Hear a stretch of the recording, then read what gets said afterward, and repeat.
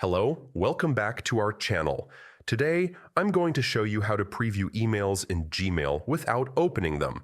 This handy feature allows you to glance at your messages quickly, helping you manage your inbox efficiently and save time, especially when dealing with a large number of emails every day.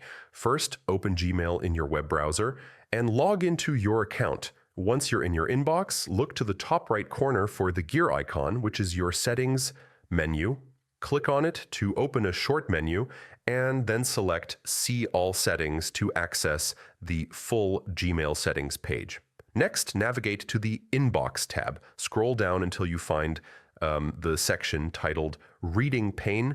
This is where you can configure how your emails are displayed for a more streamlined experience. Look for the checkbox labeled Enable Reading Pane and click it. This will activate the preview panel, allowing you to see the contents of your emails without opening them fully. Once enabled, you can choose whether you want the reading pane to appear to the right of your inbox or below it. Both layouts have their advantages, so pick the one that best fits your workflow. And if you prefer, you can always switch back to the classic view by selecting No Split. Finally, don't forget to scroll to the bottom of the settings page and click Save Changes.